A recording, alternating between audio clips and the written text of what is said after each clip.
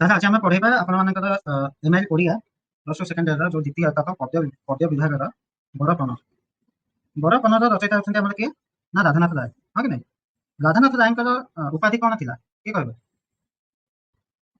ରାଧାନାଥ ରାୟଙ୍କର ଉପାଧି କଣ ଥିଲା? ଯେମିତି ବଳଦେବ ରଥଙ୍କୁ କୁହାଯାଏ କବି ସୂର୍ଯ୍ୟ ବଳଦେବ ରଥ, ଅତିବଡ଼ି ଜଗନ୍ନାଥ ଦାସ, ଆଦିକବି ସାରଳା ଦାସ, ସେଇଭଳି ଭାବରେ ରାଧାନାଥ ରାୟଙ୍କର ଉପାଧି କଣ ଥିଲା? ଆରେ ଜାଣିଛନ୍ତି ଯଦି ଅନମ୍ୟୁଟ ହେଇକି କୁହନ୍ତୁ ଆନ୍ସର। ଖାଲି ମୁଁ ଯଦି କହିବି ଆପଣ କିଛି କହିବେନି ତେବେ କଣ କ୍ଲାସ ହଉଛି କି ନ ହଉଛି କିଛି ଲାଗିବନି।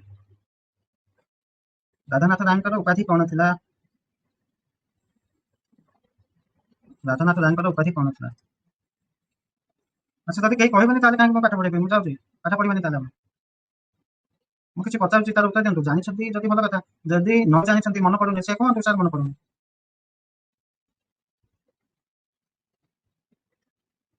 ରାଧାନାଥ ରାୟଙ୍କର ଉପାଧି କଣ ଥିଲା? କେଉଁ କବି ବୋଲି ତାଙ୍କୁ ଆଖ୍ୟା ଦିଆଯାଇଥିଲା? ସାର୍ କବିବର। କବିବର ରାଧାନାଥ ରାୟ। ଓକେ, ତ ଏଇ ଯୋଉ କବିବର ରାଧାନାଥ ରାୟ ଥିଲେ ସିଏ ହଉଛନ୍ତି ଆମର ଓଡ଼ିଆ ସାହିତ୍ୟର ଆଧୁନିକ ଯୁଗର ସ୍ରଷ୍ଟା ଭାବରେ ପରିଚିତ। ଆଧୁନିକ ଯୁଗ ଦେଶ ସ୍ୱାଧୀନତା ହେବାର 100 ବର୍ଷ ପୂର୍ବରୁ ଅର୍ଥାତ୍ 1850 ଖ୍ରୀଷ୍ଟାବ୍ଦ ପରେ ଯେଉଁ ଓଡ଼ିଆ ସାହିତ୍ୟର ଯେଉଁ ଯୁଗର ଆରମ୍ଭ ହୋଇଥିଲା ତାକୁ ଆମେ କହିବା ଆଧୁନିକ ଯୁଗ। ଓକେ, ଆଜି ବି ଯେଉଁ ଯୁଗ ଚାଲିଛି 2023 ମସିହା, ଏବେ ଯେଉଁ କବିମାନେ ବାହାରୁଛନ୍ତି, ଯେଉଁ କବିମାନେ ତାଙ୍କର ବିଭିନ୍ନ ପ୍ରକାର କାବ୍ୟ କବିତାର ରଚନା କରୁଛନ୍ତି ତାଙ୍କୁ ମଧ୍ୟ ଆମେ ମାନେ କହିବା ଆଧୁନିକ ଯୁଗର କବି।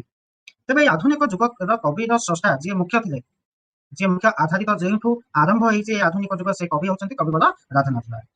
ଯେଉଁଭଳି ଭାବରେ ରୀତି ଯୁଗର ସ୍ରଷ୍ଟା ଥିଲେ କିଏ? ଭଞ୍ଜ ଯୁଗୀୟ କବି, କବି ସମ୍ରାଟ ଉପେନ୍ଦ୍ର ଭଞ୍ଜ, ହଁ କି ନାଇଁ? ସେଇଭଳି ଭାବରେ ଆମର ଓଡ଼ିଆ ସାହିତ୍ୟର ଆଦି କବି, ପ୍ରଥମ କବି କାହାକୁ କୁହାଯାଏ? ଆଦିକବି ସାରଳା ଦାସ। ଠିକ ସେଇଭଳି ଭାବରେ ଆଧୁନିକ ଯୁଗର କବି ବା ଆଧୁନିକ ଯୁଗର ପ୍ରଥମ ସ୍ରଷ୍ଟା ଭାବେ ଆମେ କାହାକୁ କହୁଛେ? ନା କବିବର ରାଧାନାଥ ରାୟ। এই କବିବର ରାଧାନାଥ ରାୟଙ୍କର ଜନ୍ମ ହେଇଥିଲା 28 ସେପ୍ଟେମ୍ବର 1848 ମସିହା କେଦାରପୁର ଗାଁରେ ସୋର ବ୍ଲକର ବାଲେଶ୍ୱର ଜିଲ୍ଲାର ସୋର ବ୍ଲକର କେଦାରପୁର ଗାଁରେ ଜନ୍ମଗ୍ରହଣ କରିଥିଲେ এই କବିବର ରାଧାନାଥ ରାୟ। ତାଙ୍କର ମୃତ୍ୟୁ ହେଇଥିଲା 17 ଏପ୍ରିଲ 1908 ମସିହାରେ। ଓକେ, ତାଙ୍କର ପିତା ଥିଲେ ସୁନ୍ଦର ନାରାୟଣ ରାୟ ଏବଂ ତାଙ୍କର ମାତାଙ୍କର ନାମ ଥିଲା ତାରିଣୀ ଦାସୀ। এই ସୁନ୍ଦର ନାରାୟଣ ରାୟ ଏବଂ ତାରିଣୀ ଦାସୀଙ୍କର ଇଏ ଥିଲେ ରାଧାନାଥ ରାୟ ଥିଲେ ଜ୍ୟେଷ୍ଠ ସନ୍ତାନ, ଅର୍ଥାତ୍ ସବୁଠୁ ତାଙ୍କର ବଡ ପୁଅ ହିସାବରେ ଇଏ ଜନ୍ମଗ୍ରହଣ କରିଥିଲେ। ସୁନ୍ଦର ନାରାୟଣ ରାୟ ଯିଏକି ରାଧାନାଥ ରାୟଙ୍କର ପିତା, ସେ ଦକ୍ଷିଣ ଭାରତୀୟ କାୟସ୍ଥ ଏବଂ ତାଙ୍କ ପୂର୍ବପୁରୁଷ ମେଦିନୀପୁର ଅନ୍ତର୍ଗତ ରାଧାନଗର ଗ୍ରାମରୁ ଆସିଥିଲେ। ଯୋଉ ସୁନ୍ଦର ନାରାୟଣ ରାୟ ଇଏ ସାଧାରଣତଃ ଭାବରେ ଜଣେ ସାଉଥ ଇଣ୍ଡିଆନ ଥିଲେ। ସାଉଥ ଇଣ୍ଡିଆନର ଜଣେ ମତ୍ସ୍ୟ ବ୍ୟବସାୟୀ ଭାବରେ ସୁନ୍ଦର ନାରାୟଣ ରାୟ ତାଙ୍କର ଜୀବିକା ନିର୍ବାହ କରିଥିଲେ। এই ସୁନ୍ଦର ନାରାୟଣ ରାୟ କିମ୍ବା ରାଧାନାଥ ରାୟଙ୍କର ଯୋଉ ପିତୃପୁରୁଷ ଥିଲେ ସେମାନେ ସାଧାରଣତଃ ଭାବରେ କୋଉଠାର ଗ୍ରାମବାସୀ ଥିଲେ? ନା ମେଦିନୀପୁର, ଯାହାକି ଏବେର ପଶ୍ଚିମବଙ୍ଗରେ ଅବସ୍ଥିତ। ପଶ୍ଚିମବଙ୍ଗର ମେଦିନୀପୁରର ରାଧାନଗର ଗ୍ରାମରୁ ତାଙ୍କର ପିତୃପୁରୁଷଙ୍କର ଜନ୍ମ ଲାଭ ହେଇଥିଲା। ତେବେ ଏଇ ରାଧାନାଥ ରାୟଙ୍କର ବଂଶଗତ ଉପାଧି ଥିଲା କଣ? ନା ଦେ। ସୁନ୍ଦର ନାରାୟଣ ବାଲେଶ୍ୱର କଲେକ୍ଟରେଟରେ ସଦର କାନୁନଗୋ ଥିଲେ। ଅତି ଶୈଶବରୁ ତାଙ୍କର ମାତୃବିୟୋଗ ଘଟିଥିଲା। ସେ ଶୈଶବରୁ ଅତ୍ୟନ୍ତ ରୋଗପ୍ରବଣ ଥିଲେ, ତେଣୁ ପଟଶବ୍ଦରେ ତାଙ୍କର ବହୁ ସମୟ ରୋଗରେ ନଷ୍ଟ ହୋଇଥିଲା। ରାଧାନାଥ ରାୟ ତାଙ୍କର ପ୍ରାୟତଃ ସବୁବେଳେ ଦେହ ଖରାପ ହୁଏ। ଯେହେତୁ ଦେହ ଖରାପ ହୁଏ ସେଥିପାଇଁ ସେ ତାଙ୍କ ପାଠପଢ଼ାରେ ମନ ଲଗେଇ ପାଠ ପଢିପାରିଲେ ନାହିଁ। ସେ ବାଲେଶ୍ୱର ଜିଲ୍ଲା ସ୍କୁଲରୁ ପ୍ରବେଶିକା ପରୀକ୍ଷାରେ ଉତ୍ତୀର୍ଣ୍ଣ ହୋଇ ସେ ସମୟରେ କଟକର ଉଚ୍ଚତର ଶିକ୍ଷା ନିମନ୍ତେ କଲେଜ ନଥିବାରୁ କଲିକତାକୁ ଏଫେ ପଢିବାକୁ ଯାଇଥିଲେ। ଏଫେର ଫୁଲ୍ ଫର୍ମ କହୁଛି କଣ? ନା ଫର୍ମେଟିଭ୍ ଆସେସମେଣ୍ଟ, ଅର୍ଥାତ୍ ଆଜିକାଲିର ଆପଣମାନେ ଯାହାକୁ କହୁଛନ୍ତି 10+2 କିମ୍ବା +2 ଫାର୍ଷ୍ଟ ଇୟର ସେକେଣ୍ଡ ଇୟର, ଯୋଉ +2 ବୋର୍ଡ ଏକ୍ଜାମ କହୁଛନ୍ତି ତାକୁ ସେ ସମୟରେ କୁହାଯାଉଥିଲା ଫର୍ମେଟିଭ୍ ଆସେସମେଣ୍ଟ ଏକ୍ଜାମ, ଅର୍ଥାତ୍ ଏଫେ ଏକ୍ଜାମ, FA। ତ ଏଇ ଏଫେ ପଢିବା ପାଇଁ ରାଧାନାଥ ରାୟ କୋଉଠିକି ଯାଇଥିଲେ? ନା କଲିକତାକୁ ଯାଇଥିଲେ। ସେ କଲିକତାରେ ଆଡମିସନ ନେଇଗଲେ, କିନ୍ତୁ ପାଠ ପଢିବା ପାଇଁ ପଇସା ନଥିଲା। ସେଥିପାଇଁ ସେ କଣ କଲେ? ନା ମାସିକ 3 ଟଙ୍କା ବେତନରେ ତୃତୀୟ ଶିକ୍ଷକ ପଦରେ ନିଯୁକ୍ତ ହେଇଥିଲେ ବାଲେଶ୍ୱର ଜିଲ୍ଲାରେ। ନିଜ ଜିଲ୍ଲାରେ ଏକ ସ୍କୁଲରେ ସେ ତୃତୀୟ ଶିକ୍ଷକ, ଅର୍ଥାତ୍ ସବୁଠୁ ଯୋଉ ଫାଷ୍ଟ, ଯେମିତି ଆଜିକାଲି ଆପଣମାନେ ଦେଖିବେ ଜେଟିସି ଜୁନିୟର ଟିଚର କଣ୍ଟ୍ରାକ୍ଚୁଆଲ, ଠିକ ସେଇଭଳି ଭାବରେ ତୃତୀୟ ଶିକ୍ଷକ ପଦବୀରେ ରାଧାନାଥ ରାୟ ଜଏନ୍ କରିଥିଲେ। 3 ଟଙ୍କା ବେତନରେ ମାସକୁ 3 ଟଙ୍କା ମିଳୁଥିଲା। ପାଠ ପଢିବା ସହିତ +2 ପଢିବା ସହିତ ସେ ସ୍କୁଲରେ ମଧ୍ୟ ପାଠ ପଢିଥିଲେ। ଧୀରେ ଧୀରେ ସେ କଣ କଲେ? ବିଏ ପରୀକ୍ଷା ମଧ୍ୟ ଦେଇଥିଲେ, ବିଏ ପଢିଥିଲେ। ତେବେ ତତ୍କାଳୀନ ବିଖ୍ୟାତ ପଣ୍ଡିତ ସଦାଶିବ ନନ୍ଦଙ୍କ ପାଖରେ ରାଧାନାଥ ଫକୀର ମୋହନଙ୍କ ସହିତ ସଂସ୍କୃତ କାବ୍ୟ ନାଟକ ଆଦି ଅଧ୍ୟୟନ କରି ସେଥିରେ ପାଣ୍ଡିତ୍ୟ ଅର୍ଜନ କରିଥିଲେ। ଧୀରେ ଧୀରେ କଣ ହେଲା? ନା ରାଧାନାଥ ରାୟ ଫକୀର ମୋହନଙ୍କର ସଂସ୍ପର୍ଶରେ ଆସି ବିଭିନ୍ନ ପ୍ରକାରର କାବ୍ୟ ଏବଂ ନାଟକ ଆଦି ରଚନା କରିବାରେ ନିଜର ମନକୁ ଆଗକୁ ବଢେଇଥିଲେ ଏବଂ ନିଜେ ମନସ୍ଥ ହୋଇ ବିଭିନ୍ନ ପ୍ରକାରର କାବ୍ୟ ରଚନା କରିଥିଲେ। ତେବେ ବାଲେଶ୍ୱର ଜିଲ୍ଲା ସ୍କୁଲରେ ରାଧାନାଥ ରାୟ 5 ବର୍ଷ ଯେତେବେଳେ ଚାକିରି କରିଥିଲେ, ସେତେବେଳେ ରେମୁଣା ଗ୍ରାମର ଆଦିତ୍ୟ ବଂଶର ଚନ୍ଦ୍ରମୋହନ ଆଦିତ୍ୟଙ୍କର କନ୍ୟା ପରଶ ମଣିଙ୍କ ସହିତ ରାଧାନାଥଙ୍କର ବିବାହ ସମ୍ପନ୍ନ ହୋଇଥିଲା। ଯେଉଁ ସମୟରେ ରାଧାନାଥ ରାୟ FA ପାସ୍ କରି ଗ୍ରାଜୁଏସନ ପଢିବା ପାଇଁ ଯାଉଛନ୍ତି ଏବଂ ତାଙ୍କ ଚାକିରି କେବଳ 5 ବର୍ଷ ହେଇଛି ବାଲେଶ୍ୱର ଜିଲ୍ଲା ସ୍କୁଲରେ, ସେ ସମୟରେ ରେମୁନା ଗାଁର ଆଦିତ୍ୟ ବଂଶର ଚନ୍ଦ୍ରମୋହନ ଆଦିତ୍ୟଙ୍କ ଝିଅ କନ୍ୟା ପରଶ ମଣିଙ୍କ ସହିତ କବିବର ରାଧାନାଥ ରାୟଙ୍କର ବିବାହ ହୋଇଥିଲା। ଏହା ପରେ ପରେ ରାଧାନାଥ ରାୟ ଦ୍ୱିତୀୟ ଶିକ୍ଷକ ଭାବରେ ପୁରୀ ଜିଲ୍ଲା ସ୍କୁଲକୁ ଟ୍ରାନ୍ସଫର ହେଇଥିଲେ, ବଦଳି ହେଇଥିଲେ ଏବଂ ସେଠାରେ ଭକ୍ତକବି ମଧୁସୂଦନ ରାୟ ତାଙ୍କର ଛାତ୍ର ଥିଲେ। ପୁରୀ ଜିଲ୍ଲା ସ୍କୁଲକୁ ଯେତେବେଳେ ରାଧାନାଥ ରାୟ ଯାଇଥିଲେ ଦ୍ୱିତୀୟ ଶିକ୍ଷକ ହିସାବରେ, ସେ ସମୟରେ ରାଧାନାଥ ରାୟଙ୍କର ଛାତ୍ର କିଏ ଥିଲେ ନା ଭକ୍ତକବି ମଧୁସୂଦନ ରାୟ। ପୁଣି ପୁରୀ ସ୍କୁଲରୁ ସେ ବଦଳି ହୋଇ ଟ୍ରାନ୍ସଫର ହୋଇ 1876 ମସିହାରେ ସେ ଡେପୁଟି ଇନ୍ସପେକ୍ଟର ଭାବରେ ବାଲେଶ୍ୱର ଜିଲ୍ଲାକୁ ପୁଣି ଥରେ ଫେରି ଯାଇଥିଲେ। ଡେପୁଟି ଇନ୍ସପେକ୍ଟର ଜାଗା ନେଇକି ସେ ବଦଳି ହେଇଥିଲା। ତେବେ ରାଧାନାଥ ତାଙ୍କ ସାହିତ୍ୟ ସେବାର ଉତ୍କଳର ଶିକ୍ଷା ବିସ୍ତାର ପ୍ରତି ତାଙ୍କର ଯୋଉ ଆଗ୍ରହ ଥିଲା, ସେ ଆଗ୍ରହକୁ ଦେଖି ତାଙ୍କୁ ପୁରସ୍କାର ସ୍ୱରୂପ ଗଭର୍ଣ୍ଣମେଣ୍ଟ କଣ କଲା ନା ତାଙ୍କୁ ରାୟ ବାହାଦୁର ଉପାଧିରେ ଭୂଷିତ କରିଥିଲେ। ସେ ସମୟରେ ଗଭର୍ଣ୍ଣମେଣ୍ଟ କିଏ ଥିଲା ନା ଇଂରେଜ ସରକାର ଥିଲା 1876 ମସିହାରେ, ହଁ କି ନାହିଁ? ଇଂରେଜ ସରକାର କେବେ ଓଡ଼ିଶାକୁ ଅକ୍ତିଆର କରିଥିଲେ ନା 1803 ମସିହାରେ। ତେବେ ଆମେ କଥା କହୁଛେ କୋଉ ମସିହାର? 1876 ମସିହାର। ତେବେ 1876 ମସିହାରେ ଯେତେବେଳେ କବିବର ରାଧାନାଥ ରାୟ ଡେପୁଟି ଇନ୍ସପେକ୍ଟର ଭାବରେ ଜଏନ୍ କରିଛନ୍ତି କୋଉଠି ନା ବାଲେଶ୍ୱର ଜିଲ୍ଲା ସ୍କୁଲରେ, ସେ ସମୟରେ ଗଭର୍ଣ୍ଣମେଣ୍ଟ ତରଫରୁ ଇଂରେଜ ସରକାରଙ୍କ ତରଫରୁ ୟାଙ୍କୁ ଉପାଧି ମିଳିଥିଲା କଣ ନା ରାୟ ବାହାଦୁର ଉପାଧି, ଅର୍ଥାତ୍ ରାୟ ବାହାଦୁର ରାଧାନାଥ ରାୟ, ଏଇଭଳି ଭାବରେ ତାଙ୍କର ନାମକରଣ କରାଯାଇଥିଲା। ଧୀରେ ଧୀରେ ଯେତେବେଳେ ସେ ଆଜ ଏ ଇନ୍ସପେକ୍ଟର ପଦରେ ଥିଲେ, ସେ ସମୟରେ କଣ ହେଇଥିଲା ନା ବିଭିନ୍ନ ପ୍ରକାରର ଗଡ଼ଜାତ ଜିଲ୍ଲାକୁ ସେ ଭ୍ରମଣ କରିବା ପାଇଁ ଯାଆନ୍ତି। ଯେମିତି ଆପଣମାନେ ଦେଖିଥିବେ ଯେତେବେଳେ କୌଣସି ଏକ ସଚିବ, ସ୍କୁଲର ସଚିବ ହଉ, କଲେଜର ସଚିବ ହଉ, ଶିକ୍ଷା ସଚିବ ହୁଅନ୍ତୁ, ସେମାନେ ବେଳେବେଳେ ସରପ୍ରାଇଜ ଭିଜିଟ୍ କରନ୍ତି ବିଭିନ୍ନ ପ୍ରକାର ସ୍କୁଲକୁ। ଠିକ 1908 ମସିହାରେ ସେ କୌଣସି ଏକ ସ୍କୁଲକୁ ଯାଇଛନ୍ତି ଭ୍ରମଣ କରିବା ପାଇଁ। ସେ ଭ୍ରମଣ କରିକି ଫେରିବା ପରେ ତାଙ୍କୁ କଣ ହେଇଥିଲା ନା କୌଣସି ଏକ ଜ୍ୱର ହେଇଥିଲା, ଫିଭର ହେଇଥିଲା। ତେବେ ସେଇ ଫିଭରରେ ସେ ପଡ଼ିକି ଏପ୍ରିଲ ମାସ 17 ତାରିଖ 1908 ମସିହାରେ ତାଙ୍କର ମୃତ୍ୟୁବରଣ ହେଇଥିଲା। ଯଦି ଆମେ ତାଙ୍କର ରଚନାବଳୀକୁ ଦେଖିବା, ରାଧାନାଥ ହେଉଛନ୍ତି ଉତ୍କଳକୁ ଜନ୍ମଭୂମି ଏବଂ ଓଡ଼ିଆ ଭାଷାକୁ ମାତୃଭାଷା ମନେଥିଲେ। ଓଡ଼ିଆ ଭାଷା ହେଉଛି ଆମମାନଙ୍କର ମାତୃଭାଷା, ପ୍ରତ୍ୟେକ ଓଡ଼ିଆର ମାତୃଭାଷା ଏବଂ ନିଜର ଉତ୍କଳ ହେଉଛି ଆମର ଜନ୍ମଭୂମି। ଏସବୁ କଥାକୁ ମାନୁଥିଲେ କିଏ ନା କବିବର ରାଧାନାଥ ରାୟ। ଆମେ ଟିକେ ପୂର୍ବରୁ ଆଲୋଚନା କରିଥିଲେ କଣ ନା କବିବର ରାଧାନାଥ ରାୟଙ୍କର ପିତୃପୁରୁଷ କୋଉଠାରେ ଥିଲେ ନା ପଶ୍ଚିମବଙ୍ଗର ମେଦିନୀପୁରର ଥିଲେ, ହଁ କି ନାହିଁ? ତ ଯୋଉ ମେଦିନୀପୁରର ଥିଲେ ସେଥିପାଇଁ ତାଙ୍କ ପିତୃପୁରୁଷ ସବୁ ବଙ୍ଗାଳୀ ଥିଲେ, ତେଣୁ ବଙ୍ଗାଳୀର କିଛି ଇଫେକ୍ଟ ମଧ୍ୟ ୟାଙ୍କ ଉପରେ ପଡ଼ିଥିଲା। ତେଣୁକରି ପ୍ରଥମେ କବିବର ରାଧାନାଥ ରାୟ କଣ କରିଥିଲେ ନା ଓଡ଼ିଆର ରଚନା ପୂର୍ବରୁ ପ୍ରଥମେ ବଙ୍ଗାଳୀରେ ବିଭିନ୍ନ ପ୍ରକାରର କବିତା ଗୁଡ଼ିଏ ରଚନା କରିଥିଲେ। ତେବେ ବଙ୍ଗଳା ସାହିତ୍ୟିକ ଭୂଦେବ ମୁଖୋପାଧ୍ୟାୟ ତାଙ୍କର ପ୍ରଚେଷ୍ଟାରେ କବିବର ରାଧାନାଥ ରାୟ ଓଡ଼ିଆ ଭାଷାରେ କବିତା ଗୁଡ଼ିକ ଲେଖିବା ପାଇଁ ଆରମ୍ଭ କରିଥିଲେ। ଯଦି ଆମେ ରାଧାନାଥ ରାୟଙ୍କର ବିଭିନ୍ନ ପ୍ରକାରର କାବ୍ୟ କବିତାକୁ ଦେଖିବା, ତେବେ 1885 ମସିହାରେ କେଦାର ଗୌରୀ, 1886 ମସିହାରେ ଚନ୍ଦ୍ରଭାଗା, 1887 ମସିହାରେ ନନ୍ଦିକେଶ୍ୱରୀ, 1888 ମସିହାରେ ଉଷା, 1890 ମସିହାରେ ପାର୍ବତୀ, 1891 ମସିହାରେ ଚିଲିକା, 1891 ଏବଂ 92 ମସିହାରେ ମହାଯାତ୍ରା ଏବଂ 1897 ମସିହାରେ ଦରବାର। ଏଇ ଦରବାର କାବ୍ୟର ଏକ ପ୍ରମୁଖ କବିତା ହେଉଛି କଣ ନା ଆମେ ଯୋଉ ପଢିବା ବରପଣ। ଏ ଯୋଉ ବରପଣ କବିତାଟି ଆସିଛି କେଉଁ କାବ୍ୟରୁ ଆସିଛି ନା ରାଧାନାଥ ରାୟଙ୍କର ଦରବାର କାବ୍ୟରୁ ଆସିଛି। ଦରବାର କାବ୍ୟ କେବେ ରଚନା କରାଯାଇଥିଲା ନା 1897 ମସିହାରେ ରଚନା କରାଯାଇଥିଲା। ତେବେ ରଚନା କେଉଁ ପରିସ୍ଥିତିରେ ରଚନା କରାଯାଇଥିଲା ଦରବାର କାବ୍ୟଟି ନା ଯେତେବେଳେ ସାମନ୍ତ ଚନ୍ଦ୍ରଶେଖରଙ୍କୁ ଓଡ଼ିଆ ସାହିତ୍ୟ ସଂସଦ ତରଫରୁ ତାଙ୍କୁ ପୁରସ୍କାର ଦିଆଯିବା ପାଇଁ ଡକାଯାଇଥିଲା, ସେହି ସମୟରେ ବିଭିନ୍ନ ପ୍ରକାରର ରାଜାମାନେ ସେଠି କଣ ଥିଲେ ନା ଏକତ୍ରିତ ଥିଲେ, ଏକାଠି ଥିଲେ ଏବଂ ସାମନ୍ତ ଚନ୍ଦ୍ରଶେଖରଙ୍କୁ ଅର୍ଥାତ୍ ଆପଣ ମାନେ କହନ୍ତି କଣ ନା ପଠାଣି ସାମନ୍ତ, ଓଡ଼ିଶାର ଜ୍ୟୋତିର୍ବିଦ ହେଉଛନ୍ତି ପଠାଣି ସାମନ୍ତ।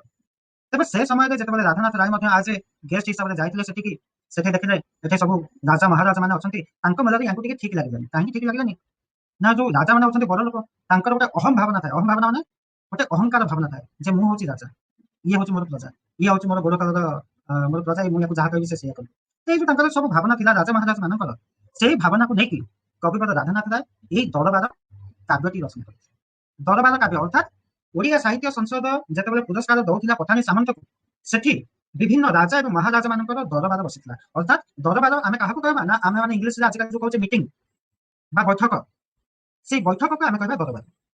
ତ ସିଏ ଗୋଟେ ଦରବାର ଥିଲା, ସେ ଗୋଟେ ମିଟିଂ ଥିଲା। କାହିଁକି ନା ପଠାଣି ସାମନ୍ତକୁ ପ୍ରାଇଜ ଦିଆଯାଉଛି, ପୁରସ୍କାର ଦିଆଯାଉଛି, ସେ ପୁରସ୍କାରରେ ବିଭିନ୍ନ ପ୍ରକାରର ରାଜା ମହାରାଜା ମାନେ ଉପସ୍ଥିତ ଅଛନ୍ତି। ତ ତାକୁ ଲକ୍ଷ୍ୟ କରିକି କବିବର ରାଧାନାଥ ରାୟ କଣ କଲେ ନା ଦରବାର କାବ୍ୟଟି ରଚନା କରିଥିଲେ। ତେବେ ବରପଣ ଉପରକୁ ଆମେ ପରେ ଆସିବା।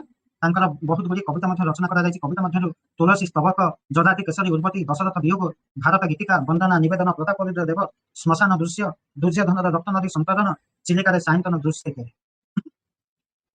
ତାଙ୍କର ପ୍ରଥମ ପ୍ରବନ୍ଧ ହଉଛି ବିବେକୀ ରାଧାନାଥ ରାୟଙ୍କର। ପ୍ରଥମ ବିଦେଶୀ ଗଳ୍ପ ହେଉଛି ଇଟାଲୀୟ ଯୁବା। ପ୍ରଥମ କାବ୍ୟ ହେଉଛି ତାଙ୍କର କେଦାର ଗୌରୀ, କାହାର? ରାଧାନାଥ ରାୟଙ୍କର। ଯଦି ଆମେ ତାଙ୍କର ସଂକ୍ଷିପ୍ତ ଜୀବନ ପଞ୍ଜିକାକୁ ଦେଖିବା, ତେବେ ଆମେ ଦେଖିବା କ'ଣ ନା 1848 ମସିହାରେ କବିବର ରାଧାନାଥ ରାୟଙ୍କର ଜନ୍ମ ହେଇଥିଲା। 1852 ମସିହାରେ ତାଙ୍କର ସାନ ଭାଇ ଯଦୁନାଥ ରାୟଙ୍କର ଜନ୍ମଗ୍ରହଣ ହେଇଥିଲା ଏବଂ 1853 ମସିହାରେ ରାଧାନାଥ ରାୟଙ୍କର ମାତା ତାରିଣୀ ଦାସୀଙ୍କର ମୃତ୍ୟୁବରଣ ହେଇଥିଲା, ଅର୍ଥାତ୍ ପରଲୋକ ହେଇଥିଲା। 1854 ମସିହାରେ ରାଧାନାଥ ରାୟଙ୍କର ପିତା ସୁନ୍ଦର ନାରାୟଣ ରାୟ ଅନ୍ୟ ଏକ ସ୍ତ୍ରୀକୁ ବିବାହ କରିଥିଲେ, ଅର୍ଥାତ୍ ଦ୍ୱିତୀୟ ବିବାହ କରିଥିଲେ। କାହାକୁ? ନା ରୂପଦାସୀ, ଅର୍ଥାତ୍ ରୂପଦାସୀ ହେଲେ ୟାଙ୍କର ସାବତ ମା। କାହାର? ରାଧାନାଥ ରାୟଙ୍କର।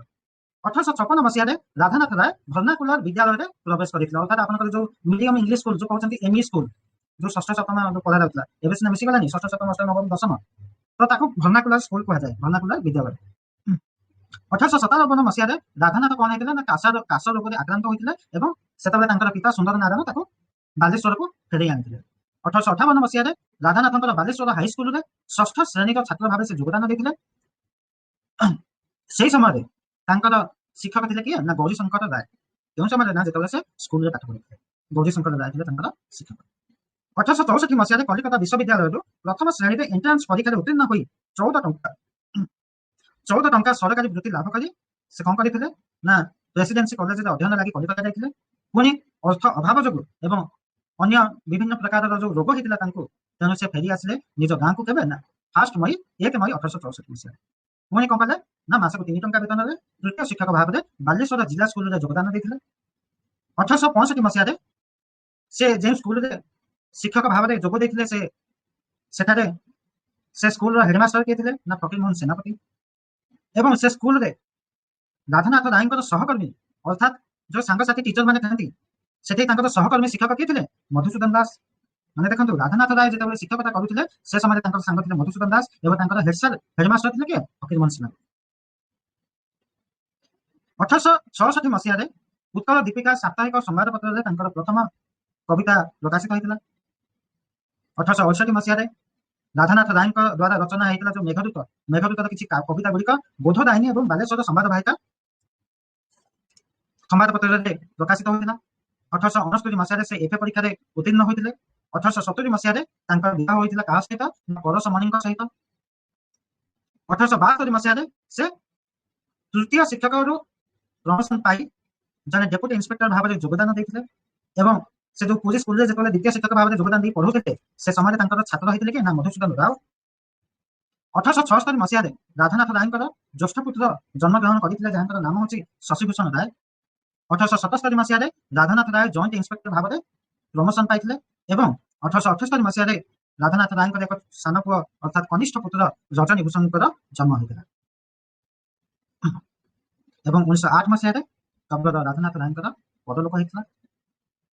ତ ଏସବୁ କଥା ଥିଲା କ'ଣ ନା ରାଧାନାଥ ରାୟଙ୍କର ବିଷୟରେ ଅଳ୍ପ କିଛି ଆମେ ପଢୁଥିଲେ। କୋଉ ବିଷୟରେ? ନା ବରପଣ ବିଷୟରେ। ତେବେ ବରପଣ କବିତାଟି କୋଉଠୁ ଆସିଛି? ମୁଁ କହିଥିଲି କି କରିବେ? ବରପଣ କବିତାଟି ରାଧାନାଥ ରାୟଙ୍କର କେଉଁ କାବ୍ୟର ଏକ କବିତା?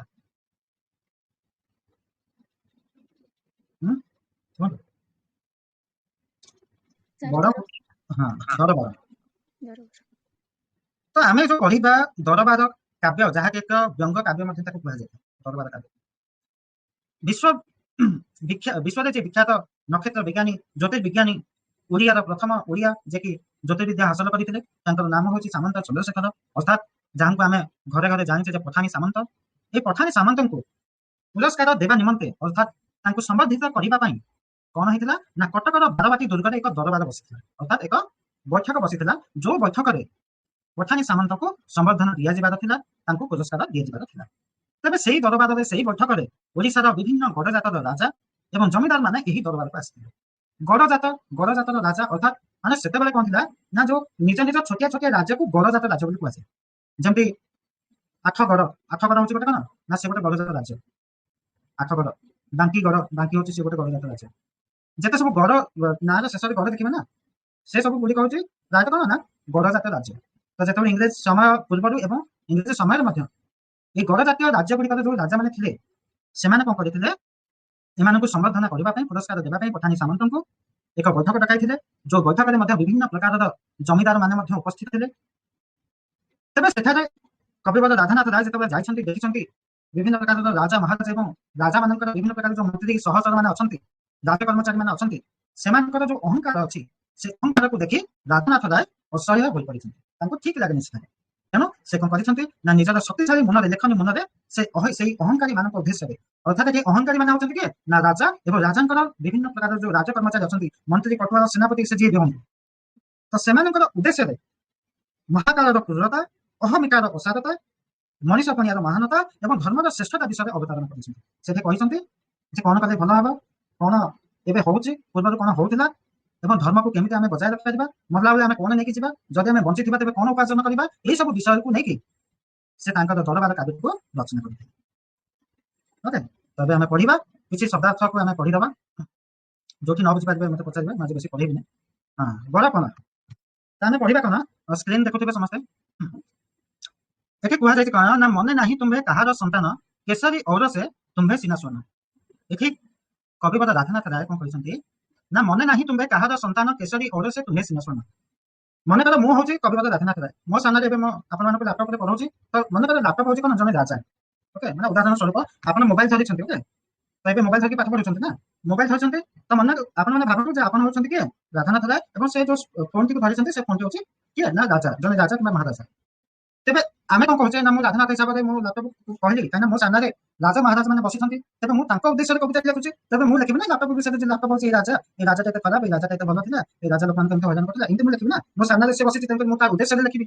ତେଣୁକରି ଏଠି ରାଧାନାଥ ରାୟ ଲେଖିଛନ୍ତି ତୁମମାନଙ୍କର ନିଜର ମନେ ନାହିଁ ଯେ ତମେ କାହାର ସନ୍ତାନ ଥିଲ ତୁମର ପିତୃପୁରୁଷ କିଏ ଥିଲା ତୁମର ବାପା ଯିଏ ଥିଲେ ସେ କେତେ ବଳିଷ୍ଠ ଥିଲେ କେତେ ଉଦାର ପରାୟଣ ଥିଲେ କେତେ ପ୍ରଜା ବତ୍ସଳ ଥିଲେ ମାନେ ପ୍ରଜାମାନଙ୍କୁ କେତେ ଭଲ ପାଉଥିଲେ ପ୍ରଜାମାନଙ୍କର ସୁଖ ଦୁଃଖ କେତେ ବୁଝୁଥିଲେ ତମେ ଆଜି ଯାଏଁ ମନେ ରଖିନ କି ତମେ ଏତେ ଜଲ୍ଦି କେମିତି ଭୁଲିଗଲ। କିଏ କହୁଛନ୍ତି ନା ରାଧାନାଥ ରାୟ ସେ ରାଜା ମହାରାଜ ମାନଙ୍କ ଉଦ୍ଦେଶ୍ୟରେ ଲେଖିଛନ୍ତି ଯେ ତମେ ଏତେ ଶୀଘ୍ର କେମିତି ଭୁଲି ପାରିଲ ତୁମର ପିତୃପୁରୁଷ କେତେ ବଢିଆ ରାଜା ଥିଲେ କେତେ ବଢିଆ ମାନେ ନେତୃବୃନ୍ଦ ଥିଲେ କେମିତି ପ୍ରଜାମାନଙ୍କୁ ଅତି ସୁଖ ଦୁଃଖରେ ସେ ରଖୁଥିଲେ ଅତି ସୁଖରେ ପରିଚାଳନା କରୁଥିଲେ ରାଜ୍ୟ ବ୍ୟାପୀ ସେ ସବୁକୁ ଆପଣମାନେ ଭୁଲିଗଲେ। ତାପରେ ପୁଣି କହିଛନ୍ତି କେଶରୀ ଔରସେ ତୁମ୍ଭେ ସିନା ସ୍ୱର୍ଣ୍ଣ ପୁଣି ଏଠି ଆଜିକାଲିର ଯୋଉ ରାଜା ମହାରାଜ ମାନେ ଅଛନ୍ତି ତାଙ୍କୁ କାହା ସହିତ ତୁଳନା କଲେ ନା ଶ୍ୱାନ ସହିତ ତୁଳନା କଲେ। ଶ୍ୱାନ ହଉଛି କିଏ ନା ଶ୍ୱାନ ହଉଛି କୁକୁର ସହିତ ସମାନ ଅର୍ଥାତ ଶ୍ୱାନର ଅର୍ଥ ହଉଛି କୁକୁର ହଁ କି ନାଇଁ। ତ ଏଠି ରାଧାନାଥ ରାୟ କହିଲେ ଯେ ତମେ ସିନା ତୁମର ପିତା ଏବଂ ପିତୃପୁରୁଷ ତୁମର ବାପା ଏବଂ ତୁମର ଜେଜେ ବାପା ଏବଂ ତାଙ୍କର ପିତୃପୁରୁଷ ଥିଲେ ସିଂହ ଛୁଆରୁ ଜନ୍ମ ହେଇଥିଲେ ସିଂହ ଗର୍ଭରୁ ଜନ୍ମ ହେଇଥିଲେ ସେମାନେ ଗୋଟେ ନିଜେ ଗୋଟିଏ ସିଂହ ଥିଲେ ସିଂହ ଅର୍ଥାତ ମାନେ ଶାସକ ଏକ ବଳିଷ୍ଠ ଶାସକ ଥିଲେ। ବଳିଷ୍ଠ ଶାସକ ଆମେ କାହାକୁ କହିବା କେବଳ ରାଜ୍ୟ ଜୟ କରିଦେଲେ ସେ ବଳିଷ୍ଠ ଶାସକ ହେଇପାରିବନି। ରାଜ୍ୟ ଜୟ ସହିତ ନିଜର ପ୍ରଜାମାନଙ୍କୁ ସବୁ ସୁଖ ସ୍ୱାଚ୍ଛନ୍ଦ୍ୟ ଦେବା ସବୁ ସୁଖର ଉପଲବ୍ଧି କରାଇବା ତାକୁ ମଧ୍ୟ ଆମେ କହିବା କଣ ନା ଏକ ସୁଶାସକ। ତେଣୁ ଏଠି ରାଧାନାଥ ରାୟ କହିଛନ୍ତି ତୁମର ପିତା ଏବଂ ପିତୃପୁରୁଷ ମାନେ ଥିଲେ ସିଂହ ପେଟରୁ ଜନ୍ମ ହେଇଥିଲେ ଅର୍ଥାତ ସେମାନେ ସିଂହ ପେଟରୁ ଜନ୍ମ ହେଇନାହାନ୍ତି କିନ୍ତୁ ତାଙ୍କୁ ସେଇଭଳିଆ କୁହାଯାଇଛି ଯେ ତୁମର ପିତୃପୁରୁଷ କେତେ ବଡ ବଡ ଲୋକ ଥିଲେ କେତେ ବଢିଆ ଶାସକ ଥିଲେ କେତେ ଭଲ ଶାସକ ଥିଲେ ପ୍ରଜାବତ୍ସଳ ସମସ୍ତେ ଥିଲେ କିନ୍ତୁ ତମେ ମାନେ ସେ ପ୍ରଜାବତ୍ସଳ ରାଜାର ସନ୍ତାନ ହେଇକି ମଧ୍ୟ ତମେ ନିଜକୁ ଗୋଟେ ସିଂହ ଛୁଆ ଭଳିଆ ଦେଖିନ ତମେ ନିଜକୁ ଗୋଟେ କୁକୁର ବନେଇ ସାରିଲଣି। ରାଧାନାଥ ରାୟ ଏଠି ସେ ରାଜା ମହାରାଜଙ୍କୁ ଏକ କୁକୁର ସହିତ ତୁଳନା କରିକି ରଚନା କରିଛନ୍ତି ଯେ ଯେମିତି ମନେକର ଦୁଇଟି କୁକୁର ଆପଣଙ୍କ ଘରେ ଅଛନ୍ତି ଆପଣ କଣ କରିଛନ୍ତି ଗୋଟିଏ ମାଛ ଗୋଟେ କିଣିକି ଆଣିଛନ୍ତି ଘରକୁ ତ ସେ ଗୋଟିଏ ମାଛ ଆଣିଛନ୍ତି ଆପଣ କଣ କଲେ ମୁଣ୍ଡଟାକୁ କାଟିଦେଲେ ମାଛର ମୁଣ୍ଡଟାକୁ କାଟିଦେଲା ପରେ ଆଉ ବାକି ସବୁ ଯାହା ବଞ୍ଚିଲା ଆପଣ କଣ କଲେ ନିଜ ପାଇଁ ତାକୁ ରଖିଦେଲେ ଯେ ମୁଁ ୟାକୁ ଖାଇବି ମାଛର ଲାଞ୍ଜ ସହିତ ପେଟ ଫଟ ସବୁ କିନ୍ତୁ ମାଛର ମୁଣ୍ଡଟାକୁ ଆପଣ ଡିସାଇଡ୍ କଲେ କଣ ନା ଆପଣ ଯୋଉ ଦିଟା କୁକୁର ରଖୁଛନ୍ତି ତାକୁ ଦେବେ ଅଧା ତ ଅଧା ଦେବେ ବୋଲି ଆପଣ ଚିନ୍ତା କଲେ ଆପଣ ସେଠୁ କଣ କଲେ ନା ସେ ମାଛର ମୁଣ୍ଡଟାକୁ ଦି ଭାଗରେ ବିଭାଗ କଲେ ଦି ଭାଗରେ ଡିଭାଇଡ୍ କରିଦେଲେ ତାପରେ କଣ କଲେ ଯାଇକି ୟା ପାଖରେ ଗୋଟେ ଖଣ୍ଡେ ପକେଇଦେଲେ ତା ପାଖରେ ଗୋଟେ ଖଣ୍ଡେ ପକେଇଦେଲେ ଦିଟା କୁକୁର ଅଛନ୍ତି ନା ତ ସେ ଦିଟା କୁକୁର ଭିତରେ ଯିଏ ବଳିଷ୍ଠ କୁକୁର ଥିବ ଯିଏ ବଳୁଆ ଥିବ ମାନେ ଯିଏ ଅନ୍ୟ ଡରିବାରେ ଆଉ ଟିକେ ପାୱାର ଯାହା ପାଖରେ ଅଧିକ ଥିବ ସେ କଣ କରିବ ନିଜ ଭାଗଟାକୁ ପ୍ରଥମ କଣ କାମୁଡ଼ି ନେଇକି କୋଉଠି ଲୁଚେଇ ଦେବ କିମ୍ବା ପ୍ରଥମେ ଅତି ଜଲ୍ଦି ସହକାରେ ସେ ମାଛ ମୁଣ୍ଡଟାକୁ ଖାଇଦବ ତାପରେ ଯାଇକି ଅନ୍ୟ ଏକ ମାଛ ମୁଣ୍ଡଟାକୁ ପୁଣି ତା ସହିତ ବାରିଆ ପିଟା କରିବ ଯେ ନାଇଁ ଏଇଟାକୁ ମୁଁ ଖାଇବି ମାନେ ନିଜ ଭାଗଟାକୁ ନେବ ତା ସହିତ ଅନ୍ୟ ଭାଗକୁ ବି ସେ ନେବ। ଏଇ ଯୋଉ କୁକୁରର ଯୋଉ ଏଇଟା ଥାଏ ନା ଯେ ନାଇଁ ମୁଁ ସବୁ ହିଁ ଖାଇବି ମୁଁ ଆଉ କାହାକୁ ଦେବିନି ମୁଁ ନିଜେ ସବୁ କିଛି ଖାଇବି ତ ଏଇ ଯୋଉ ନିଜେ ସବୁ କିଛି ଖାଇବା ୟା ସହିତ ତୁଳନା କରିଛନ୍ତି ଆଜିକାଲିର ଯୋଉ ରାଜ ମହାରାଜ ମାନେ ଅଛନ୍ତି କିଏ ନା ରାଧାନାଥ ରାୟ ତୁଳନା କରିଛନ୍ତି ଆଜିକାଲିର ରାଜା ମାନେ। ତାପରେ ପୁଣି କହିଛନ୍ତି ପୂର୍ବ ପୁରୁଷର ପ୍ରତିଷ୍ଠା ବିଶାଳ ବିକି ଭାଙ୍ଗି ଖାଉଥିବ କେତେ କାଳ। ପୂର୍ବ ପୁରୁଷ ଆପଣମାନଙ୍କର ଯୋଉ ଥିଲେ ସେମାନଙ୍କର ଯୋଉ ପ୍ରତିଷ୍ଠା ଅଛି କେତେ ବିଶାଳ ଅଛି ସେମାନେ କେତେ ସୁପ୍ରତିଷ୍ଠିତ ଅଛନ୍ତି ତାଙ୍କର ନାଁ ମଧ୍ୟ ଆଜି ବି ଲୋକମାନଙ୍କର ହୃଦୟରେ ବସିଛି।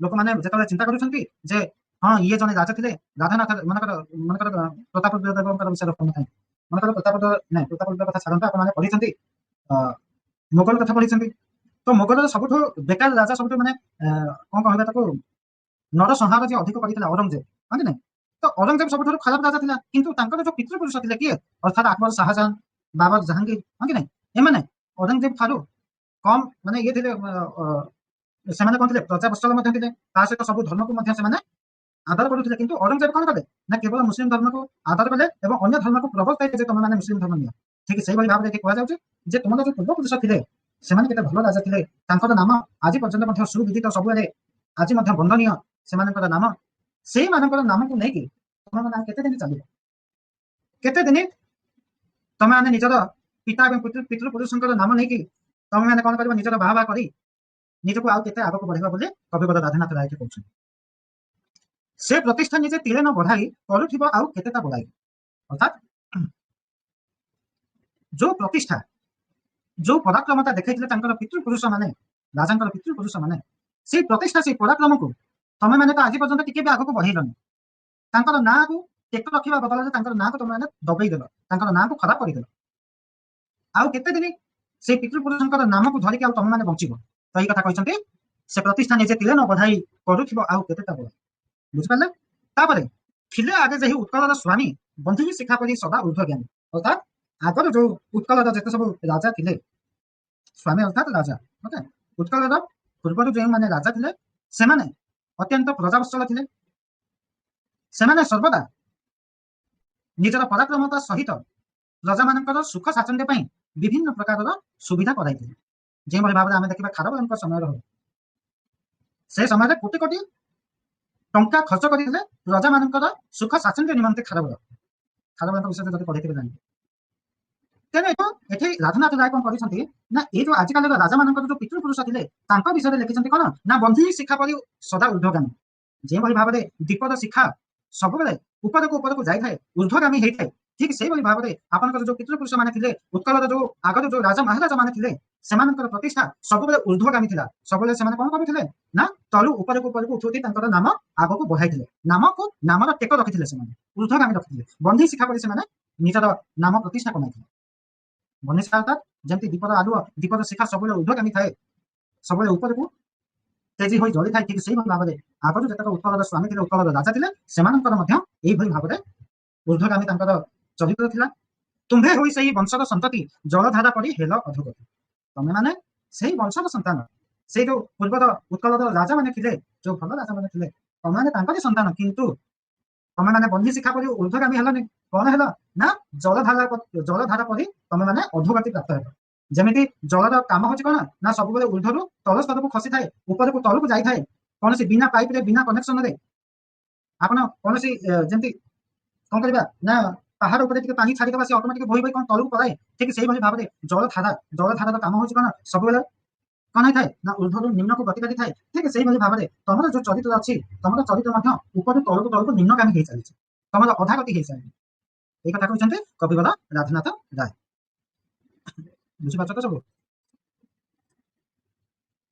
ତାପରେ ତୁମ୍ଭ ପିତୃଗଣ ପରମ ଉଦାର ରାଜ୍ୟ ମନୁଥିଲେ ଏକ ପରିବାର ତୁମର ଯେତେ ସବୁ ପିତୃପୁରୁଷ ଥିଲେ ସେମାନେ ଅତ୍ୟନ୍ତ ଉଦାର ଚରିତ୍ର ଥିଲେ ଅତ୍ୟନ୍ତ ଉଦାରବନ୍ତ ଥିଲେ ତାହା ସହିତ କ୍ରୂର ଭାବନା ରଖିନାହାନ୍ତି ସବୁ ପ୍ରଜାଙ୍କର ସୁଖ ଦୁଃଖର ସେ ସାଥୀ ଥିଲେ ଏବଂ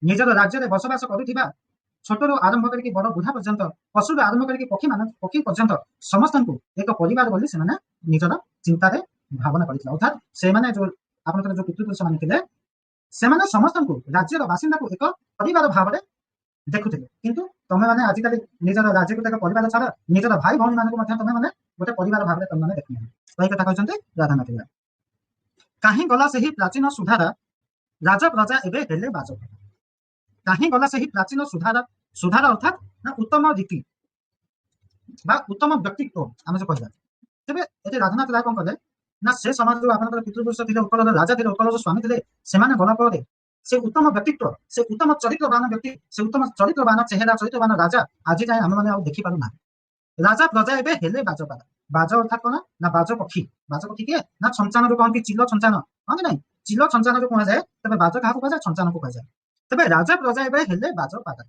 ଯେଉଁଭଳି ଭାବରେ ବାଜ ଅର୍ଥାତ୍ ଛଞ୍ଚାଣ ଗୋଟିଏ ପାଦାକୁ ଦେଖିଲେ ସେ ଛଞ୍ଚାଣଟି କଣ କରିଥାଏ ନା ପାଦାକୁ ଗୋଡାଇଥାଏ ଖାଇବା ପାଇଁ ଏଠି ପାରା ହଉଛି କିଏ ନା ପ୍ରଜା, ସାଧାରଣ ଜନତା, ସାଧାରଣ ଲୋକମାନେ। ରାଜା ହଉଛି କିଏ ନା ଛଞ୍ଚାଣ, ବାଜ। ତ ଏଠି ସେ କହିଛନ୍ତି କଣ ନା ଆଜିକାଲିର ଯୋଉ ରାଜାମାନେ ଆପଣମାନେ ହେଇଛନ୍ତି, ଆପଣମାନେ ହଉଛନ୍ତି ଗୋଟେ ଗୋଟେ ଛଞ୍ଚାଣ, ଗୋଟେ ବାଜ ପକ୍ଷୀ। ଆପଣମାନେ କଣ କରୁଛନ୍ତି, ଯେଉଁଭଳି ଭାବରେ ଗୋଟେ ଛଞ୍ଚାଣ ପାରା ପ୍ରତି ପାରାର ଧନ, ପାରାକୁ ଖାଇବା ପାଇଁ, ପାରାର ସର୍ବସ୍ୱ ଲୁଟିବା ପାଇଁ ଯେମିତି ଗୋଟେ ଛଞ୍ଚାଣ ଚେଷ୍ଟା କରିଥାଏ, ଠିକ ସେଇଭଳି ଭାବରେ ଆପଣମାନେ ମଧ୍ୟ ରାଜା ହୋଇକି ରାଜାମାନଙ୍କର ସର୍ବସ୍ୱ ଲୁଟିବା ପାଇଁ ସବୁବେଳେ ଚେଷ୍ଟା କରୁଛନ୍ତି। କାଢି ନେଲା ରାଜ ଭୋଗ ଅଭିଳାଷ, ରଜା ମୁଖୁ ତାଙ୍କ ସମାଜିତ ବିଳାସ। ରାଜାଙ୍କର ଯୋଉ ଯୋଉ ରାଜଭୋଗ ଅଛି, ଯୋଉ ଅଭିଳାଷ ଗୁଡ଼ିକ ଅଛି, ସେ ଅଭିଳାଷ ଗୁଡ଼ିକ ପୂରଣ ହଉଛି କେମିତି ଆଜିକାଲି ନା ପ୍ରଜାଙ୍କର ଯୋଉ ଶ୍ରମ ଅର୍ଜିତ ଧନ, ପ୍ରଜାମାନେ ନିଜ ଦୁଃଖ କଷ୍ଟରେ ନିଜର ପରିଶ୍ରମ ବଳରେ ଯେଉଁ ପାରିଶ୍ରମିକ ପାଉଛନ୍ତି, ଯାହା ସବୁ ଅର୍ଜନ କରୁଛନ୍ତି ନିଜ ପରିଶ୍ରମ ବଳରେ, ସେ ସବୁ ଗୁଡ଼ିକୁ ଏଠି ସନ୍ତାନ ଭଳିଆ କିଏ ଛଡେଇ ନଉଛି ନା ରାଜାମାନେ ଛଡେଇ ନଉଛନ୍ତି। ପ୍ରଜା ମୁହଁରୁ ପ୍ରଜାଙ୍କର ଅର୍ଜିତ ଧନକୁ କିଏ ନିଏ ନା ରାଜାମାନେ ନଉଛନ୍ତି। ଦେଶୀ ହୋଇ ତୁମେ ଆଚରିଲ ନୀତି, ନିର୍ମମ ବିଦେଶୀ ସର୍ବଶୋଷୀ ନୀତି। ତମେ ମାନେ ଦେଶୀ ଅର୍ଥାତ୍ ତମେ ମାନେ ଓଡ଼ିଆ, ତମେ ମାନେ ଉତ୍କଳ ସନ୍ତାନର ରାଜା, ଆମେ ମଧ୍ୟ ଉତ୍କଳ ସନ୍ତାନର ପ୍ରଜା, କିନ୍ତୁ ତମେ ସେଇ ଦେଶୀ ହୋଇ ମଧ୍ୟ ଦେଶୀର ଆଚରଣ ଭୁଲିଗଲ ଏବଂ ଦେଶୀର ଆଚରଣ ଭୁଲି ତମେ ମାନେ ଯୋଉ ନିର୍ମମ ବିଦେଶୀ ଅଛନ୍ତି, ଗୋରା ଇଂରେଜ ମାନେ ଅଛନ୍ତି, ତାଙ୍କର ଯୋଉ ରୀତିନୀତି ଅଛି ସମସ୍ତଙ୍କୁ ଶୋଷଣ କରିବା, ସେ ଶୋଷଣ କରିବା ନୀତିକୁ ତମେ ମାନେ ଆପଣେଇ ନେଲ। ଇଏ କହିଛନ୍ତି ନା କବିବର ରାଧାନାଥ ରାୟ କାହା ଉଦ୍ଦେଶ୍ୟରେ କହିଛନ୍ତି ନା ଉତ୍କଳର ଯୋଉ ରାଜା ଏବଂ ରାଜାଙ୍କର ରାଜ କର୍ମଚାରୀ ମାନେ ଅଛନ୍ତି ତାଙ୍କ ଉଦ୍ଦେଶ୍ୟରେ କହିଛନ୍ତି। ପୁଣି କହିଛନ୍ତି ଯେ ବାତ୍ସଲ୍ୟ ନବାନ୍ଧି ପ୍ରଜାଙ୍କର ଚିତ, ବିଦେଶୀ ସଙ୍ଗୀନେ କଲ ତାଙ୍କ ଭିତ। ଭିତ ଅର୍ଥାତ୍ ଭୟ। ପ୍ରଜାମାନଙ୍କୁ ନିଜର ବାତ୍ସଲ୍ୟ ମମତାରେ ତମେମାନେ କେବେ ବାନ୍ଧିକି ରଖିଲନି। ତମେମାନେ ପ୍ରଜାଙ୍କୁ ନିଜର ପରିବାର ଭାବରେ ତମେମାନେ କେବେ ଦେଖିଲ ନାହିଁ।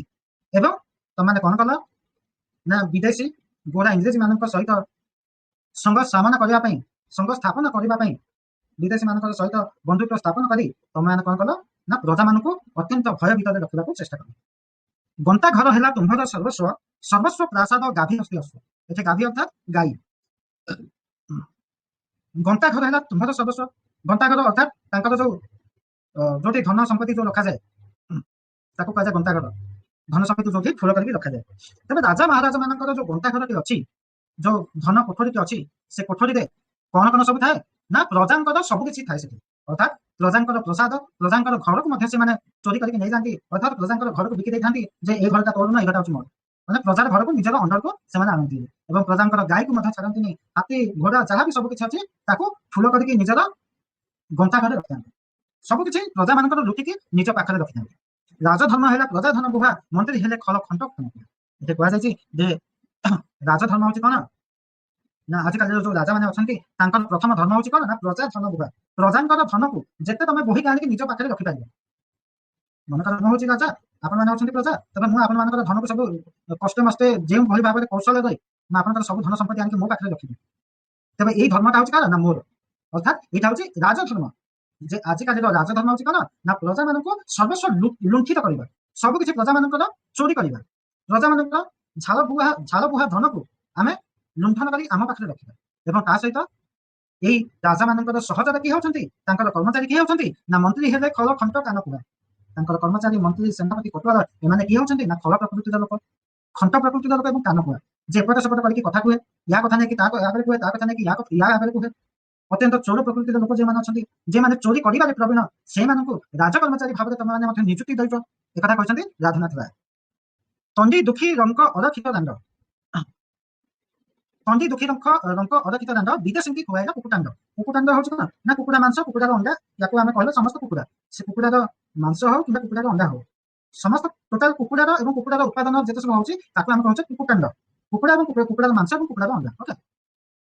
ତେବେ ତଣ୍ଡି ଦୁଃଖୀ ରଙ୍କ ଅରକ୍ଷିତ ଦାଣ୍ଡ, ଏଠି କୁହାଯାଇଛି କଣ ନା ଯେତେ ସବୁ ଦୁଃଖୀ ରଙ୍କି ଅଛନ୍ତି, ଯେତେ ସବୁ ଦରିଦ୍ର, ଯେତେ ସବୁ ନିରାଶ୍ରୟ, ଯେତେ ସବୁ ଦୈବ ବିଧାତା ଯାହା ସହିତ ତାଙ୍କର ନିଜର ଘର ନାହିଁ, ଆଶ୍ରୟ ନାହିଁ, ଯେଉଁ ପ୍ରଜାମାନେ ସବୁବେଳେ ଦୁଃଖରେ କଷ୍ଟରେ ବଞ୍ଚୁଛନ୍ତି, ତାଙ୍କୁ ତମେମାନେ କେବେ ବି ଉଣ୍ଡିଲ ନାହିଁ, ତାଙ୍କର ସୁଖ କେବେ ବି ଚାହିଁଲନି। କିନ୍ତୁ ତାଙ୍କର ସୁଖ ନ ଚାହିଁ ତାଙ୍କୁ ସେମାନେ ଯେଉଁ ଦୁଃଖରେ ବଞ୍ଚୁଛନ୍ତି ସେଇ ଦୁଃଖରେ ଛାଡ଼ି ଦେଇ, ଅବଶ୍ୟ ତାଙ୍କୁ ଆହୁରି ଅଧିକ ଦୁଃଖ କଷ୍ଟ ଦେଇ ତମେମାନେ କଣ କଲ ନା ବିଦେଶୀ ଗୋରା ଇଂରେଜ ମାନଙ୍କୁ କଣ ଖୁଆଇଲ ନା କୁକୁଡ଼ା ମାଂସ ଖୁଆଇଲ, କୁକୁଡ଼ା ଅଣ୍ଡା ଖୁଆଇଲ।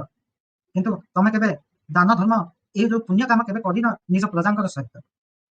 এই কথা କହିଛନ୍ତି ତଣ୍ଡି ଦୁଃଖୀ ରଙ୍କ ଅରକ୍ଷିତ ଦାଣ୍ଡ, ବିଦେଶୀଙ୍କି ଖୁଆଇଲେ କୁକୁଟାଣ୍ଡ। ତାପରେ ନପାଇଲେ ଦୁଃଖୀ ପ୍ରଜା କ୍ଷୁଦ କୁଣ୍ଡା, ନେଲେ ଘିଅ ଅଟା ସଙ୍ଗେ ଛାଗ ମୁଣ୍ଡା, କାଣ୍ଡ ଜ୍ଞାନହୀନ କାଣ୍ଡ କୃଷ୍ଣ ମୁଣ୍ଡା। ଏଠି କୁହାଯାଇଛି କଣ ନା जो दुखी प्रजा मैंने अच्छा से खाଇବା ପାଇଁ କିଛି ପାଉନାହାନ୍ତି। ଚାଉଳ କଥା ତ ଛାଡ଼, ସେମାନେ ଚାଉଳର ଖୁଦ ମଧ୍ୟ ପାଉନାହାନ୍ତି ଖାଇବା ପାଇଁ। ଚାଉଳର ଖୁଦକୁ ମଧ୍ୟ ଛାଡ଼ି ଦିଅ, ଧାନର କୁଣ୍ଡା ବି ପାଉନାହାନ୍ତି ତାଙ୍କର ଗାଈ ଗୋରୁକୁ ଖାଇବା ପାଇଁ ଏବଂ ନିଜେ ମଧ୍ୟ ଖାଇବା ପାଇଁ ପାଉନାହାନ୍ତି ଖୁଦ କୁଣ୍ଡା। କିନ୍ତୁ ତମେମାନେ କ'ଣ କଲ ନା କାଣ୍ଡ ଜ୍ଞାନହୀନ କାଣ୍ଡ ପୃଷ୍ଠା ହୁଣ୍ଡା, ଯାହାର କାଣ୍ଡ ଜ୍ଞାନ କିଛି ନାହିଁ, ଅର୍ଥାତ୍ ଯାହାର ସାଧାରଣ ଜ୍ଞାନ ନାହିଁ। ସାଧାରଣ ଜ୍ଞାନ ନାହିଁ ଏଠି କାହାକୁ କୁହାଯାଇଛି ନା ଇଂରେଜ ଘୋଡ଼ା ଲୋକମାନଙ୍କୁ କୁହାଯାଇଛି, ବିଦେଶୀ ଲୋକମାନଙ୍କୁ କୁହାଯାଇଛି। କାଣ୍ଡ ପୃଷ୍ଠ ହୁଣ୍ଡା ଅର୍ଥାତ୍ ଜ୍ଞାନଶୂନ୍ୟ ଅସ୍ତ୍ର ବ୍ୟବସାୟୀ, ଯାହାର ସାଧାରଣ ଜ୍ଞାନ ନାହିଁ। ସେଇ ଅଜ୍ଞାନ ଗୁଡ଼ିକ ଯୋଉ ଅସ୍ତ୍ର ବ୍ୟବସାୟ କରିଥାନ୍ତି ସେ ସମୟରେ କ'ଣ ହେଇଥିଲା ନା ଯେତେବେଳେ ଖଡ୍ଗର ପରାକ୍ରମ କରାଯାଉଥିଲା, ଖଡ୍ଗରେ ସବୁକିଛି ଯୁଦ୍ଧ କରାଯାଉଥିଲା, ଠିକ୍ ସେ ସମୟରେ ଇଂରେଜ ମାନେ ଆସିକି କ'ଣ କଲେ ନା ବନ୍ଧୁକରେ ଯୁଦ୍ଧ ବନ୍ଧୁକରେ ଲଢ଼େଇ କଲେ। ତେଣୁକରି ତାଙ୍କର ଯୋଉ ଅସ୍ତ୍ର ଥିଲା ସେ ଅସ୍ତ୍ରକୁ କ'ଣ କହିବା ନା ବନ୍ଧୁକ ଅସ୍ତ୍ର, ହଁ କି ନାଇଁ? ତ ଏଇ ଯୋଉ ଯାହାର କିଛି ସାଧାରଣ ଜ୍ଞାନ ନାହିଁ, ଜ୍ଞାନଶୂନ୍ୟ ଅସ୍ତ୍ର ବ୍ୟବସାୟୀ ଯାହାକୁ କୁହାଗଲା, କାହାକୁ ନା ଇଂରେଜ ମାନଙ୍କୁ ବା ବିଦେଶୀ ମାନଙ୍କୁ, ସେମାନଙ୍କୁ ତମେ କ'ଣ କଲ ନା ଘିଅ ଦେଲ, ସବୁ ଅଟା ଦେଇଦେଲ, ଚାଉଳ ଦେଇଦେଲ, ଛାଗ ମୁଣ୍ଡା ଅର୍ଥାତ୍ ଛେଳିର ମାଂସ ମଧ୍ୟ ତାକୁ ଦେଲ, ତାଙ୍କୁ ଖୁଆଇକି ସେମାନଙ୍କୁ ତୃପ୍ତି କରାଇଲ, ସେମାନଙ୍କୁ ଖୁସି କରାଇଲ। କାହାକୁ ନା ବିଦେଶୀ ଘୋଡ଼ାମାନଙ୍କୁ, ବିଦେଶୀ ଇଂରେଜ ମାନଙ୍କୁ ତମେମାନେ ତାଙ୍କୁ ଶାନ୍ତ କରାଇଲ, ଖୁସି କରାଇଲ। କିନ୍ତୁ ତମେମାନେ ଯେତେବେଳେ ବିଦେଶୀକୁ ଖୁସି କରାଇଲ ସେ ସମୟରେ ତମର ନିଜର ପ୍ରଜାମାନେ କ'ଣ ଥିଲେ ନା ଖୁଦ କୁଣ୍ଡା ଖାଇବା ପାଇଁ ତାଙ୍କର ସେ ଖୁଦ କୁଣ୍ଡା ଖାଇବା ପାଇଁ ତାକୁ ମଧ୍ୟ ମିଳୁନଥିଲା, ସେମାନେ ଅତ୍ୟନ୍ତ ଭୋକ ଶୋଷରେ ମରିଯାଉଥିଲେ। ଅଭୀଷ୍ଟ ଦେବତା କଲ ଲୋଭପ୍ରେତ ନଚେ ତିଲ ଖାଇ ବିପଦର ବେଗ, ଅତ୍ୟନ୍ତ ଲୋଭର ସହିତ ଯେମିତି ଲୋଭଗ୍ରସ୍ତ ପ୍ରେତ କ'ଣ କରିଥାଏ ବା ପିଶାଚ ଯୋଉ ଆମେ କହୁଛେ ମୃତ୍ୟୁ ପରେ ପ୍ରେତ ଆତ୍ମା ବୁଲିଥାଏ। ପ୍ରେତ ଆତ୍ମାର ମୁଖ୍ୟ ଲକ୍ଷ୍ୟ କ'ଣ ଥାଏ ନା ସେ ବଞ୍ଚିବା ସମୟରେ ତାର ଯୋଉ ଲକ୍ଷ୍ୟଟା ଥିଲା ସେ ଲକ୍ଷ୍ୟଟା ଯୋଉ ପୂରଣ କରିପାରିନି, ସେଇ ଲକ୍ଷ୍ୟଟା ପୂରଣ କରିବା ଉଦ୍ଦେଶ୍ୟରେ ସେ କ'ଣ କରିଥାଏ ପ୍ରେତ ଆତ୍ମା ଚାରିଆଡ଼େ ବୁଲିଥାଏ। ଠିକ୍ ସେଇଭଳି ଭାବରେ ଯେଉଁଭଳି ଭାବରେ ଗୋଟେ ଲୋଭ ପ୍ରେତ ଅର୍ଥାତ୍ ଗୋଟେ ପ୍ରେତ ଆତ୍ମା ନିଜର ଲକ୍ଷ୍ୟକୁ ପ୍ରାପ୍ତି କରିବା ଉଦ୍ଦେଶ୍ୟରେ ଆହୁରି ଚାରିଆଡ଼େ ବୁଲିଥାଏ, ଠିକ୍ ସେଇଭଳି ଭାବରେ ତମେ ଗୋଟେ ଲୋଭ ପ୍ରେତ ଅର୍ଥାତ୍ ତମେ ସବୁକିଛି ଲୋଭରେ ସମସ୍ତଙ୍କର ଝାଳ ବୁହା ଧନକୁ ବୋହି ସମସ୍ତଙ୍କୁ ସର୍ବସ୍ୱ ଲୁଟି ନେଲ ଏବଂ ତା ସହିତ ନିଜେ ଯେତେବେଳେ ବିପଦରେ ପଡ଼ିଲ ସେ ପର୍ଯ୍ୟନ୍ତ ମଧ୍ୟ ତମମାନଙ୍କୁ ଚେତା ପଶିଲାନି। ବିପଦରେ ପଡ଼ିଲ ଅର୍ଥାତ୍ ଏଠି ବିପଦରେ କେମିତି ପଡ଼ିଛନ୍ତି ବୋଲି କୁହାଯାଇଛି ନା ଯେତେବେଳେ ନିଜେ ଶାସନ କରିଥିଲେ ନିଜର ଗଣଜାତ ରାଜ୍ୟରେ, ସେତେବେଳେ ନିଜେ ଥିଲେ କ'ଣ ନା ସ୍ୱୟଂବଲମ୍ବୀ, ତାଙ୍କ ଉପରେ କେହି ନଥିଲେ। କିନ୍ତୁ ଇଂରେଜ ସରକାର ଆସିଲା ପରେ ଏ ରାଜାମାନଙ୍କ ଉପରେ କିଏ ଥିଲେ? ଇଂରେଜ ମାନେ ଥିଲେ। ତେଣୁକରି ଇଂରେଜଙ୍କ ଉଦ୍ଦେଶ୍ୟରେ, ଇଂରେଜଙ୍କର ନିର୍ଦ୍ଦେଶରେ ଇଂରେଜ ଯାହା କହିଲେ ଏ ରାଜାମାନେ ସେଇ କାମ ସବୁ କଲେ। ଅର୍ଥାତ୍ ଏଠି କୁହାଯାଇଛି ବିପଦରେ ବେତ ତମ ପାଖରେ ବାଜିଲା, ତମେ ବିପଦର ମାଡ଼ ଖାଇଲ। ବିପଦର ମାଡ଼ ଖାଇଲ ଅର୍ଥାତ୍ ଇଂରେଜ ମାନଙ୍କର ପ୍ରତାରଣା ମଧ୍ୟ ତମକୁ ହେଲା, ରାଜାମାନଙ୍କୁ। ତଥାପି ତମମାନେ ଚେତା ପାଇଲ ନାହିଁ। ତମେମାନେ ପୁଣି ସେଇ ଲୋଭରେ ଯେ ହଉ ଠିକ୍ ଅଛି ମୁଁ କିଛି ନ ପାଇଲେ ନାହିଁ, ମୁଁ ଇଂରେଜକୁ ସାହାଯ୍ୟ କରେ, ତେବେ ଇଂରେଜ ତ ମୋତେ ମୋ ପରିବାରକୁ ସୁରୁଖୁରୁରେ ଚଳିବା ପାଇଁ କିଛି ତ ଦେଇଦେବ। ତମର ଯୋଉ ଚିନ୍ତାଧାରା ତମକୁ ଅତି ବିପଦରେ ପକେଇଦେଲା। এই କଥା କହିଛନ୍ତି କବିବର ରାଧାନାଥ ରାୟ କୋଉଥିରେ ନା ବରକୋଣ କବିତାରେ। ଆଉ ବାକି ନେକ୍ସଟ କ୍ଲାସରେ ପଢିବା। ଯଦି ଏପର୍ଯ୍ୟନ୍ତ କାହାର କିଛି ଆପଣଙ୍କର ଡାଉଟ୍ ଅଛି ଆପଣମାନେ କ୍ୱେଶ୍ଚିନ୍ କରିପାରିବେ। ସମସ୍ତଙ୍କୁ ଧନ୍ୟବାଦ। Thank you. ଶୁଭରାତ୍ରି। Good night.